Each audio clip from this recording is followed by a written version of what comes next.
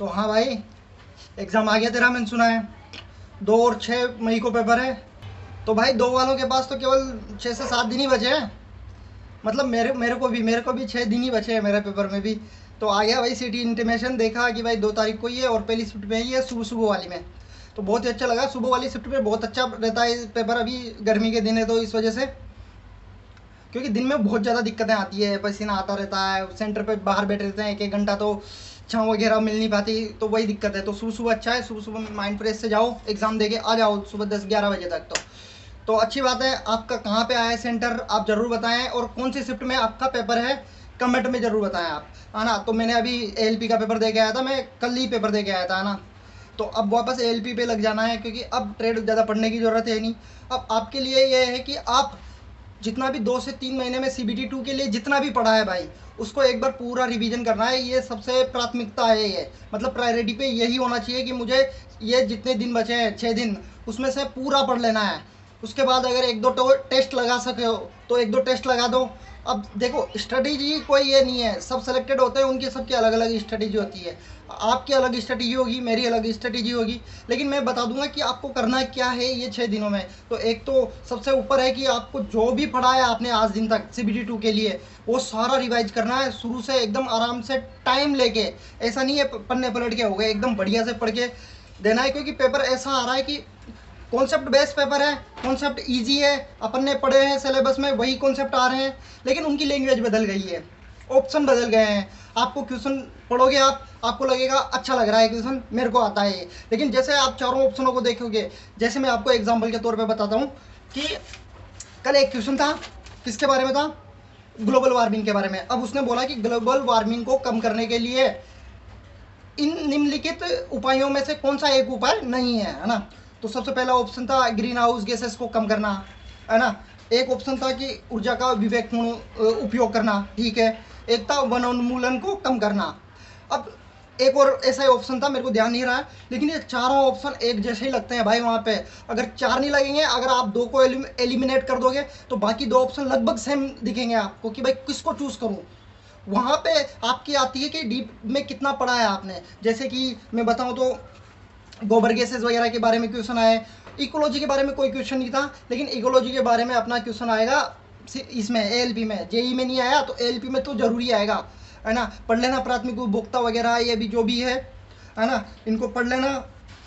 बाकी bio degradable और non degradable वो वाले पढ़ लेना, क्योंकि इसमें एक क्वेश्चन आया था कि जब अपन रिसाइकिल करते हैं प्लास्टिक को, तो उसकी जो लिक्विड फॉर्म होती है उसको क्या बोलते हैं। तो उसमें ऑप्शन था पॉलीथाइलिन, पॉलीथीन, ऐसा कुछ था। तो मैंने तो छोड़ दिया, मैं पढ़ के नहीं गया था, सीधी सी बात है। बाकी अपन को गोबर गैस नहीं पढ़ा है, गोबर गैस भी के भी क्वेश्चन आए जो मैंने सुना ही नहीं था आज दिन तक भाई। ऐसा कोई वर्ड आया था, ऐसा खतरनाक सा ही वर्ड आया था गोबर गैस के बारे में भी। और पोल्यूशन में देखो, आप रेडियो एक्टिव बहुत कम पढ़ रहे हो, लेकिन वहाँ पे कल मेरे रेडियो एक्टिव का ही क्वेश्चन फंस गया, लेकिन इजी क्वेश्चन था, वो हो गया था मेरे से, है ना। तो अपन शुरू से शुरू करते हैं कि पार्ट ए और पार्ट बी में तो देखो आपने पास लायक जितना पढ़ लिया है उतना उतना सफिशियंट है। बस आपको डेली आप 1 से 2 चैप्टर डेली के, जैसा भी आपको अच्छा लगे आपको रिवाइज करना है डेली के डेली। अब पार्ट ए में से क्या हो रहा है कि जैसे कल एक क्वेश्चन आया था, नॉर्मल v बराबर u+80 पे आया था, क्या ना, कि इतनी देर में इतना हो गया तो इसका त्वरण बता दो, इतने टाइम में इतना वेलोसिटी एक कार का हो गया है तो त्वरण बता दो, इतना सा आया था, विरामावस्था से शुरू थी, तो v बराबर u+80 से हो गया था आराम से। अगर आप एक्स्ट्रा पढ़ना चाहते हो तो आप मेरे को बताओ कि ये फ्रिक्शन और रोटेशनल मोशन जो कि सर्कुलर मोशन है, डायमेंशन, हाँ डायमेंशन को थोड़ा डीप से पढ़ सकते हो। बाकी फ्रिक्शन वगैरह पढ़ना चाहिए क्या अपन को, ये बताओ आप, है ना। बाकी अपने बेसिक इलेक्ट्रिसिटी है, उसमें अपन को कैपेसिटर और इंडक्टर पढ़ना चाहिए या नहीं पढ़ना चाहिए, ये भी आप कमेंट में बता दो मेरे को, क्योंकि पेपर लगभग सेम आएगा, सेम पैटर्न रहेगा 2019 वाला ही, लेकिन क्वेश्चन बदल जाएंगे। क्वेश्चन वो वाले आएंगे नहीं, जैसे आपको ड्राइंग सीट पहले A0 वाली पूछी तो A2 A3 A4 वाली डायमेंशन पूछ लेंगे उनकी, कि लंबाई चौड़ाई ऊंचाई क्या रहती है ड्राइंग बोर्ड के बारे में या T² के बारे में। क्वेश्चन चेंज करेंगे, लैंग्वेज चेंज करेंगे, कॉन्सेप्ट सेम रहेगा, लैंग्वेज चेंज और ऑप्शन चेंज, है ना। तो ये चीज़ें रहेगी। तो इस बारे में आप जब भी तैयार अब अभी बैठो बढ़िया आराम से तैयारी करने या फिर रिवीजन करने, तो इन बातों का जरूर ध्यान रखना आप, है ना। और बाकी कंप्यूटर हार्ड आ रहा है भाई, कंप्यूटर का 3 से 4 क्वेश्चन यहाँ पे आए थे, लेकिन जो आप पढ़ते हो ना input output device, storage device पढ़ लेंगे अपन, सीपीयू पढ़ लेंगे, मेमोरीज वगैरह पढ़ लेंगे, हार्डवेयर सॉफ्टवेयर पढ़ लेंगे, इनमें से एक भी क्वेश्चन नहीं था। लेकिन अपने आएंगे एएलपी में, क्योंकि जेई का लेवल है भाई, एएलपी का लेवल है ना, तो अपने आएंगे वो क्वेश्चन, टेंशन मतलब आप। यहाँ पे केवल 3 से 4 क्वेश्चन थे, एक तो फुल फॉर्म का भी था लेकिन याद नहीं आ रहा, वो इजी था केवल। बाकी 3 क्वेश्चन एमएस ऑफिस से क्वेश्चन था, जिसमें एमएस पावर पॉइंट और एमएस एक्सेल इंपॉर्टेंट है अपने लिए। एमएस एक्सेल में से भाई सबसे ज़्यादा ही क्वेश्चन थे। उसने स्लाइड शो पूछ लिया, उसने अपना क्या कॉल रेफरेंस, सेल रेफरेंस जो होता है, सेल रेफरेंस पूछ लिया उसने, रो और कॉलम जो होता है, रो और कॉलम को इंसर्ट करने के लिए क्या क्या प्रोसेस यूज़ करते हैं अपन वो बताओ। पहले होम पे जाएंगे, फिर इंसर्ट टैब पे जाएंगे, फिर कॉलम पे जाएंगे, ऐसा कुछ। और भाई मैथ रीजनिंग इजी आएगा अपने लिए, कोई ज़्यादा दिक्कत वाली बात नहीं है। लेकिन आपको हर टाइप के क्वेश्चन एक बार सोल्व करके जाने हैं और अपने नोट्स एक बार जरूर रिवाइज करके जाना है। बाकी ट्रेड में मैं बताता हूँ कि जेई में भी कोई इतना खतरनाक लेवल नहीं था, बस वो लैंग्वेज ने खतरनाक बना दिया उसको। बाकी कॉन्सेप्ट वही थे, वही मशीनों में से, वही इलेक्ट्रिशियन ट्रेड की बात कर रहा हूँ मैं, वही मशीनों में से क्वेश्चन आ रहे हैं, ट्रांसफॉर्मर्स में से क्वेश्चन आ रहा है, बेसिक इलेक्ट्रिसिटी से क्वेश्चन आ रहा है, एसी सर्किट से क्वेश्चन आ रहा है, रेजोनेंस से 4-4, 5-5 क्वेश्चन आ रहे हैं, क्वालिटी फैक्टर से 4-4, 5-5 क्वेश्चन आ रहे हैं भाई। तो वो सीरीज रेजोनेंस, पैरेलल रेजोनेंस, इन्हीं से क्वेश्चन बन रहे हैं। सेडेड पोल मोटर, यही फेमस जो क्वेश्चन है वहीं से बन रहे हैं। बस दिक्कत वही है कि भाई वो लैंग्वेज का दिक्कत है, और तो कुछ नहीं है, और सब एक नंबर है ना।